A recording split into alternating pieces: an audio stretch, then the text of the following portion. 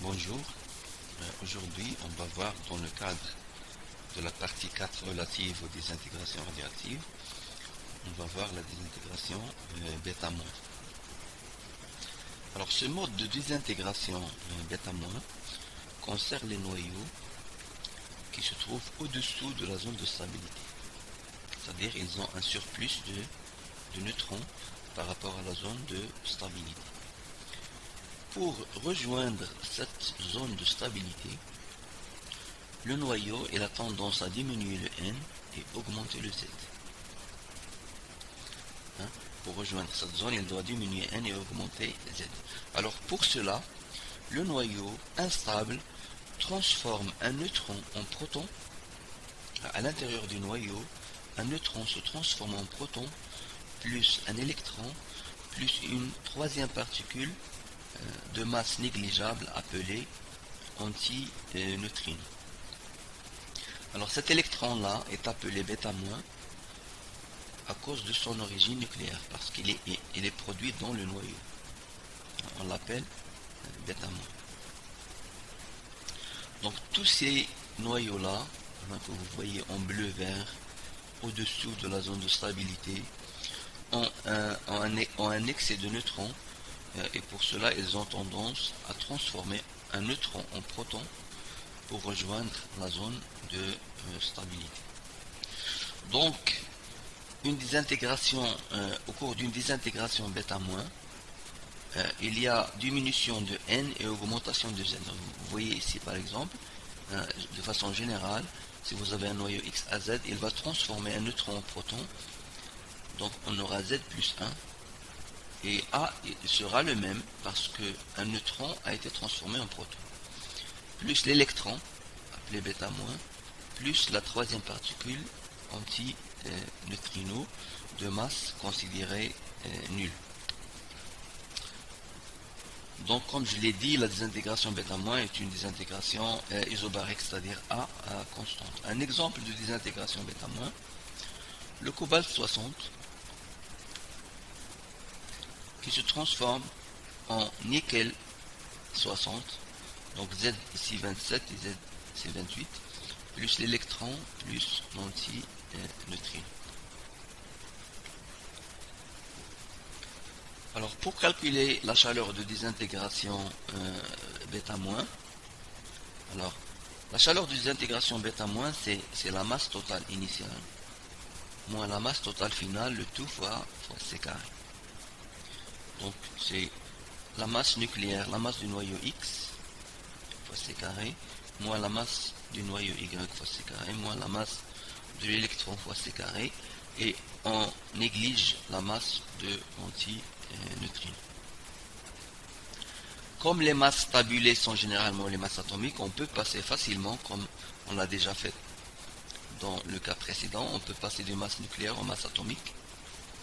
Alors la masse nucléaire c'est la masse atomique moins Z fois la masse de l'électron, Y aussi moins Z plus 1 parce que ici c'est Z plus 1, moins la masse de l'électron.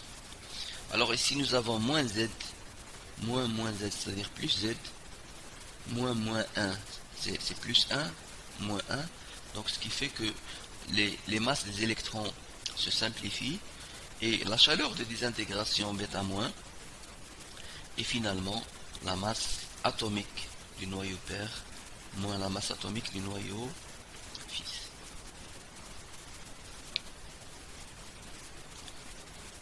Alors, on va faire maintenant le bilan énergétique total, c'est-à-dire l'énergie totale initiale égale l'énergie totale finale. L'énergie totale de la voie initiale, c'est-à-dire X à Z, égale l'énergie totale de la voie finale composée du noyau résiduel plus l'électron plus l'antineutrino. Alors ce bilan énergétique, il concerne l'énergie de masse, l'énergie cinétique et l'énergie d'excitation. Alors comme le noyau X à Z instable qui éjecte un électron est au repos, il est au repos, donc il a l'énergie de masse et il n'a ni énergie cinétique ni énergie d'excitation. Le noyau Y, le noyau de recul, ou bien le noyau résiduel, il a la masse MYC carré, l'énergie de masse MYC carré, il a l'énergie de recul TY, et il a éventuellement, c'est-à-dire il peut l'avoir comme il peut ne pas l'avoir, l'énergie d'excitation E étoile. L'électron, il a l'énergie de masse MEC carré, il a l'énergie cinétique TE, ou bien T bêta moins, et il n'a pas d'excitation, donc c'est 0. L'antineutrino, il est de masse considérée nulle, donc il a tout simplement son énergie cinétique. Donc le bilan énergétique total, E total initial égale à E total final, ça veut dire que MXC carré égale à la somme de ceci, donc égale à MYC carré plus TY plus E étoile, plus la masse de l'électron C carré plus T bêta moins ou bien TE, plus T anti-neutrino. Alors, si je rassemble les masses du côté gauche, moins E étoile, donc ça va rester TY plus T bêta moins plus T anti-neutrino. Alors MX moins MY moins MEC carré, masse nucléaire, alors tout ça c'est la masse atomique de X fois C carré, comme on l'a démontré tout à l'heure, moins MYC carré, moins E étoile. Alors ces trois éléments là, c'est la chaleur de désintégration MX moins MY atomique C carré. Moins E étoile égale à TY plus T bêta moins plus T anti-neutrino. Donc ceci c'est Q bêta moins moins E étoile égale à la somme des énergies cinétiques.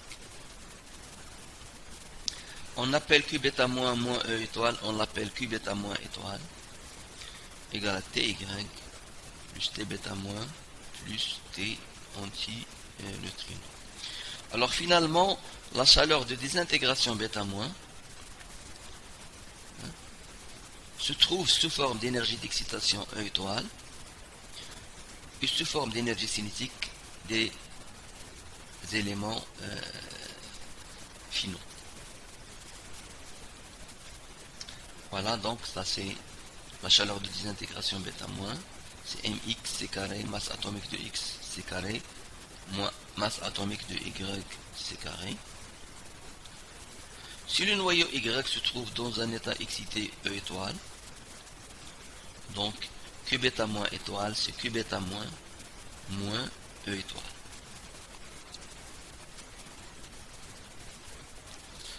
Bien sûr, comme je l'ai dit, cette énergie cinétique se trouve partagée entre bêta moins, l'antineutrino et le noyau résiduel, le noyau de recul, sous forme d'énergie cinétique, et éventuellement d'énergie d'excitation de Y E étoile.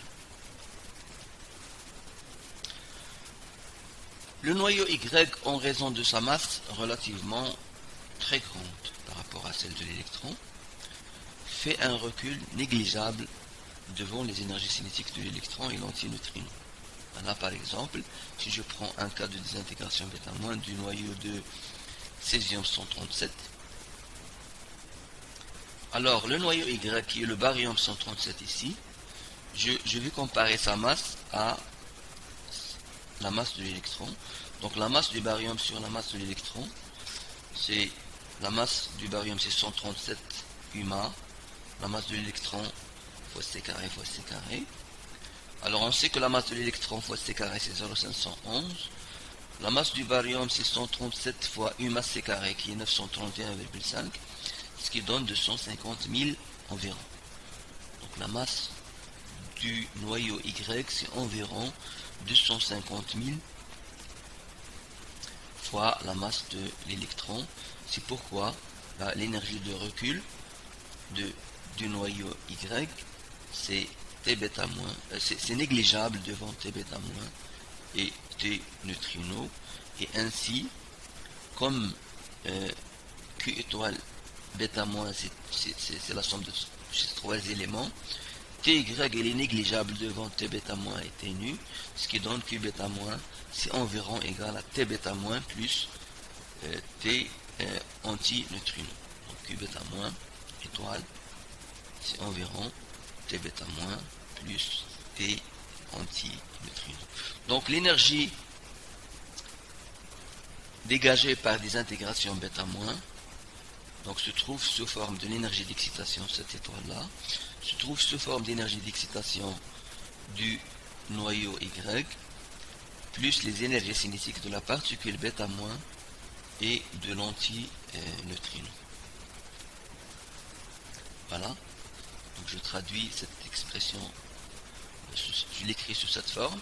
Donc Q bêta moins, c'est E étoile plus T bêta moins plus T antineutrino. C'est-à-dire que la chaleur de désintégration bêta moins se trouve principalement sous ces trois formes.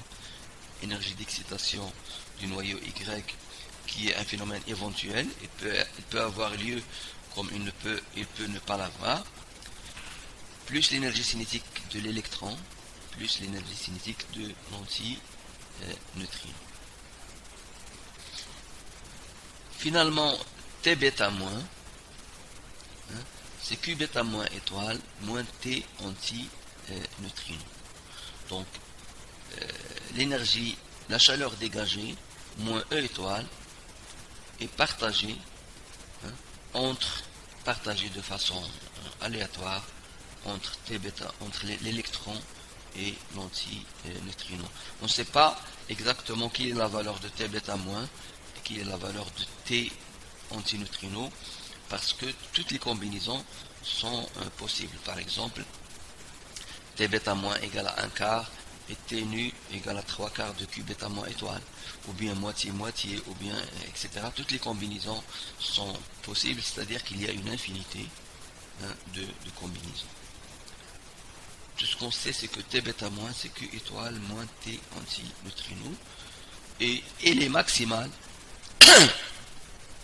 T bêta moins est maximale lorsque l'antineutrino porte l'énergie 0, c'est-à-dire T bêta moins max, c'est Q bêta moins étoile. Et T bêta moins minimal, T bêta moins minimal c'est 0, c'est-à-dire lorsque T nu égale à Q bêta moins étoile. Donc T bêta moins varie entre 0 et T bêta max qui est égal à Q bêta moins étoile. Voici un exemple du spectre bêta moins de désintégration du bismuth 210.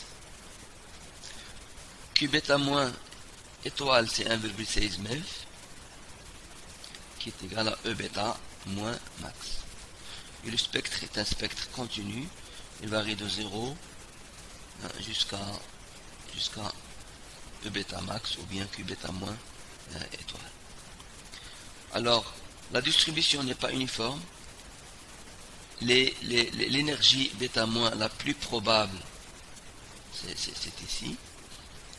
Et les énergies plus grandes deviennent de plus en plus moins probables jusqu'à E bêta moins maximal. Donc le spectre bêta moins est un spectre continu, contrairement au spectre des particules alpha, qui sont des spectres de Ray, c'est-à-dire l'énergie de la particule alpha est une énergie bien définie.